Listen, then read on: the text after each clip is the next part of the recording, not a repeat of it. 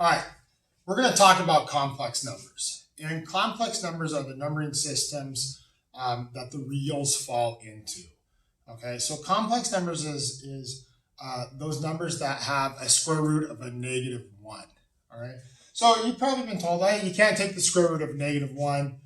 That's true to an extent. That's true if you only want real numbers. The square root of a negative number does not give me a real value. It gives me a complex. So we want to be able to take the square roots of negative numbers. So what we're going to do is we're going to say the square root of -1 equals I. I standing for imaginary. Okay? So I squared is going to be -1. That's important to understand that if I have I squared, it equals -1. And that i's to a power are always going to reduce down, okay? So here, what we're looking at is now I have the square root of -5. Well, before this, we would just be like, oh, there's no solution, can't have it, we're done. Well, now what we're going to do is we're going to use the properties of square root. We're going to say, well, really what this is the square root of -1 times the square root of 5, right? Well, we have now assigned I to be equal to the square root of -1. So this becomes I times the square root of 5. Okay, so we have a couple examples here to kind of work through it. So what we're going to do is we're going to separate this out into the square root of -1 times the square root of 18. Well, now I know what the square root of -1 is. It's I. And so now I have I square roots of 18. Well, there's some things that go into 18 that I kind of know of. So that's 9 times 2. I actually know the square root of 9. The square root of 9 is 3, so I have 3i square roots of 2. Okay? Now we're going to look at this last one here. I'm going to separate this into the square root of -1 and the square root of 25. Well, I know the square root of 25, that's 5. I now know the square root of -1, that's I. So it's I really should write plus or minus on these. Okay, so I should have written that in there. Okay, so remember square roots plus or minus. So this becomes plus or minus 5i. Which brings us to the complex numbers.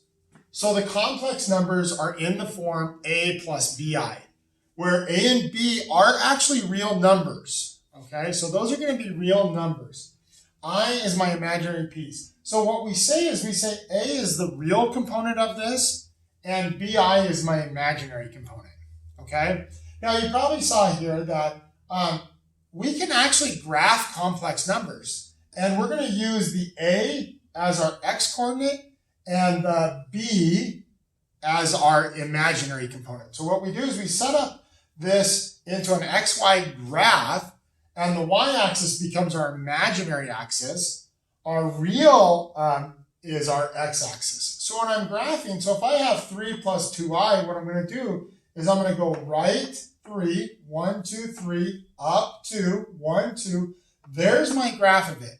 Now, this hypotenuse here, which I can find using Pythagorean's theorem, is the absolute value of that complex number. So the absolute value of 3 plus 2i is going to be the square root of 3 squared plus 2 squared. Okay, so I'm going to actually square A, I'm going to square B, I'm going to add them together. So 3 plus 2i, so that gives me 3 squared plus 2 squared, which is the square root of 13. That's my absolute value of it. So we're going to graph -5 plus 3i. So the -5 is my x piece, 1, 2, 3, 4, 5. I go left 5. The positive 3 is my y piece, 1, 2, 3. There's my graph of it. Now, if I want the absolute value of -5 plus 3i, what I'm going to do is I'm going to square both pieces. So that becomes the square root of 5 squared plus 3 squared. And yeah, you can put the negative in there, but remember when you square a negative, it goes away. So this becomes the square root of 25 plus 9, which is the square root of 34. There's my absolute value. Okay? We're going to talk about adding, subtracting, multiplying, dividing, and then how this relates back to the quadratic formula. Okay? So now we're going to look at adding and subtracting. Well, when we add and subtract, the idea is that we're going to combine like terms. So even though I is not a variable, we kind of almost treat it like a variable, the same way you would add 2x and 3x, or subtract them, 5x minus 3x. So we just change the coefficient. That's the same thing we're going to do with the I piece. So when we're adding these together, this becomes 4 plus negative 2 plus negative 3i plus 6i, which is going to give me 4 plus negative 2 is 2. Negative 3i plus 6i is positive 3i. There's my addition. Subtraction is the same way. So I go 5 minus a negative 2. So I have minus a negative, which turns this to a positive. 5 plus 2 is 7. Negative 3i minus 4i. So negative minus 4 is negative 7i. Okay? So we're going to add like pieces in this complex system. Now when we're multiplying, we're going to multiply as if these were binomials. So we're going to distribute, double distribute, or FOIL if you'd rather have that terminology. So this becomes 3i times negative 5 is negative 15i. 3i times 2i is 6i squared. Now, when we're multiplying, we need to make sure that we understand that we don't want to leave this as an I squared. If we go back over here, I squared equals negative 1. So we have to plug that in. Okay? So we go negative 15i plus 6 times negative 1. Now, this is going to give me negative 6. I'm going to write it in the form a plus bi. Okay? Just so I can have my real piece first, which is going to be here. So 6 times negative 1 is negative 6 minus 15i. Okay? Now, if I have two complex numbers, I'm going to double distribute, or FOIL if you'd rather use that. So that gives me negative 4. This gives me negative 8i. 3i times negative 1 is negative 3i. 3i times negative 2 is negative 6i squared. So I'm going to come down, I'm going to just combine these i's to start with. So negative 4 minus 11i minus 6. I know what I squared is. It's negative 1. So now I have negative 6 times negative 1, which is positive 6. So that gives me negative 4 plus 6 minus 11i, which is 2 minus 11i. Okay? So make sure you don't leave that I squared in there, okay? Now, we're going to talk about conjugates. So conjugates are a way that I can actually, when multiplying, get rid of my imaginary piece of it. So what a conjugate is a plus bi, and the conjugate then would be a minus bi. So if I'm here, I have 2 plus 3i. So my conjugate is going to be 2 minus 3i. Now when I multiply these out, I get 4 minus 6i plus 6i minus 9i squared. Now this is important because notice here, negative 6i plus 6i, that goes away. So this gives me 4 minus 9. I know what I squared is. It's negative 1. Which gives me 4 plus 9, or 13. So if I multiply by my conjugate, I actually get rid of my imaginary piece. That's important. So when we're dividing, remember that we don't traditionally want to leave a square root in the denominator. What is I? I is the square root of negative 1. So we have to get that I out of the denominator. So what we're going to do is we're going to multiply top and bottom by the conjugate of the denominator. So this becomes 1 plus 4i.